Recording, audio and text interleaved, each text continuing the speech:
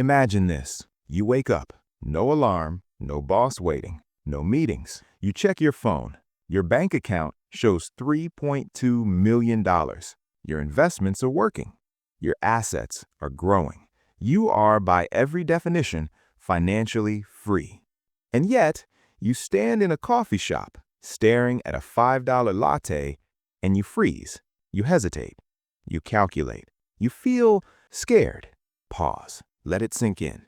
This is not a story about broke people. This is about people who won the money game and still feel trapped. Today, we're exposing the biggest lie about passive income. Not the Instagram version, not the guru fantasy, the truth. And if you stay until the end, I'll show you why someone with $3 million still lives in fear and exactly how to avoid becoming them. Let's go. The internet has one favorite promise. Build passive income. Make money while you sleep. Set it up once. Live free forever. It sounds perfect. It sounds logical. And it's mostly bullshit. Here's what nobody tells you. True passive income is rare. It's fragile. It's slow to build, and it's insanely expensive to buy. What most people call passive income is actually active work hiding behind automation, constant stress wrapped in motivational quotes, or leverage that works great until it doesn't. The people who actually reach financial independence, they don't stop working. They stop doing work they hate.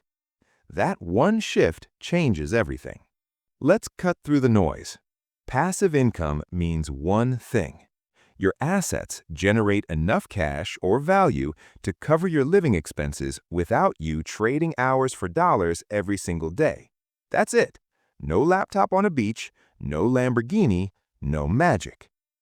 In reality, there are two ways to build this. Path 1. The cash flow model. This is what most people picture. Rental properties spitting out rent. Dividend stocks sending checks. Royalties from books or products. Money shows up, you don't work for it, you feel safe. Path 2 is the total return model. This works differently. You invest in stocks and bonds. You let them grow, then you sell small pieces over time. Most people hate this because it feels like spending your savings. But here's the truth. This is how modern retirement actually works. The smartest people, they don't choose one. They combine both. You've probably heard of the 4% rule. Here's what it says. If you withdraw 4% of your portfolio in year 1 and then adjust for inflation every year after, history says you probably won't run out of money for 30 years. This creates a simple formula. Annual expenses times 25 equals your freedom number. Spend $40,000 a year, you need $1 million. Spend $80,000 a year, you need $2 million. Spend $120,000 a year, you need $3 million. Clean, simple, scientific, and dangerous if you don't understand the fine print. Here's what they don't tell you. Problem 1, it's not a guarantee. The 4% rule is based on U.S. stock market history from 1926 to 1995. Different era, different valuations, different bond yields. Recent research suggests the safe number today might be closer to 3.3% to 3.7%. That sounds small. It's not. At 3.5%, needing $40,000 a year means you actually need $1.14 million, not $1 million. That's an extra $140,000. That's years of additional work. Problem number 2, you're not actually passive. This model isn't cash flow. You're selling assets and praying growth stays ahead of spending. Every single year. Forever. And if the market crashes in year 2 of your retirement, you're in serious trouble. Inflation doesn't crash your account overnight. It slowly, quietly destroys your lifestyle. $40,000 today will not buy the same life in 20 years. At just 3% inflation, today $40,000 feels comfortable. In 20 years, You need $72,000 for the same life. If your income is fixed, CDs, bonds, or annuities, you feel secure at first. Then you slowly fall behind. This is why stocks matter. Historically, they're the best inflation hedge we have. Pure, safe income often creates false comfort. A lot of people say, I don't want to sell stocks. I want real cash flow. I want rental income. Sounds conservative, right? Here's the trap nobody mentions. Revenue is not profit. A property renting for $2,000 a month is not generating $2,000 of income. From that, subtract property tax, $250, insurance, $150, maintenance, $200, vacancy, 10%, $200, management fees, $200, CapEx reserves, $150. Your actual net income may be $600 to $800. To replace a $40,000 lifestyle with true net rental income, you'd need 10 to 15 fully paid off rental units. At that point, you don't own passive income, you own a second job. Here's what most people underestimate: your time, your energy, your mental space. If you're taking tenant calls at 9 p.m., managing repairs on weekends, researching investments for hours, monitoring properties constantly, you are working. It might be better than a 9 to 5, but it's not passive. True passivity usually means accepting lower returns in exchange for peace of mind.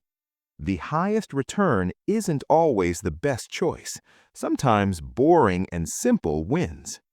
The smartest approach is a hybrid system. Cash flow assets cover your basic needs. Growth assets protect against inflation, plus fund flexibility. Example, dividend stocks, $30,000 a year. Rental income, $20,000 a year. Total, $50,000 base income. Then you hold a $500,000 index fund for growth, $50,000 cash buffer. Why this works? You're not forced to sell during crashes. You have options. Flexibility becomes your superpower. Here's the truth most finance gurus won't tell you. Your spending matters more than your investment returns. Every $1 of annual spending requires roughly $25 of invested capital. That means a $15 per month subscription is $4,500 of capital needed. A $500 car payment is $150,000 invested. A $2,000 luxury apartment is $600,000. Luxury doesn't just cost money, it costs time, it costs freedom. I once met a guy with $4 million invested. He should have been free, but he lived in a $6,000 a month penthouse, drove a $1,200 a month lease, spent $3,000 a month in restaurants. He needed $180,000 a year just to survive. His $4 million only generated about $120,000 safely. He was trapped by his own lifestyle. Forget the freedom number for a second. Instead, track this: passive FI ratio. Passive income divided by annual expenses. 25%, you have breathing room. 50%, you have real choices. 75%, you control your time. 100%, work becomes optional. You don't need 100% to feel powerful. Even 50% coverage changes everything. You can take lower-paying work you love. You can negotiate harder. You can say no without fear. You can walk away from toxic situations. Partial freedom still transforms your life. This is the risk that destroys retirements. Sequence of returns risk. Here's how it works. Person A retires in 2020. Market goes up 20% in year one. Person B retires in 2020. Market crashes 30% in year one. Same person, same portfolio, same plan. But person B, their plan fails even if long-term returns are identical. Why? Because they had to sell stocks at the worst time to cover expenses. The fix? The cash buffer. Keep 1 to 3 years of expenses in cash or short-term bonds. When markets crash, you don't sell stocks, you live off cash. When markets recover, you refill the buffer. Key point: this isn't inefficiency, this is insurance. Here's something nobody talks about. The hardest part of financial independence isn't the money, it's what happens after. When the paycheck stops, structure disappears. No meetings, no deadlines, no purpose handed to you. Humans aren't built for endless leisure, we're problem solvers. I know a man who retired at 48, $3.5 million. Dream life, right? Within 6 months, he was depressed. No purpose, no challenge, no meaning. He eventually went back to work, not for money, for identity. The goal isn't to stop working, it's to stop doing work you hate. The happiest retired people, they're still creating, still building, still contributing. They just do it on their terms. So let's bring it all together. Passive income is not a magic bullet, it's an ecosystem. The most secure people aren't the richest, they're the most adaptable. Here's your action plan. Step 1. Design your life first, then design your portfolio. What do you actually want to do with freedom? Answer that first.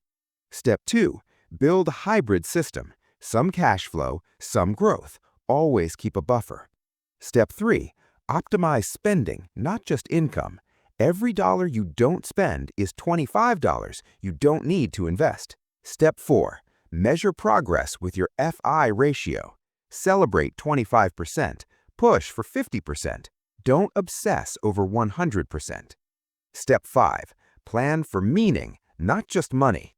What will you create? Who will you help? What problems will you solve? Freedom doesn't come from money alone. It comes from control, flexibility, and clarity.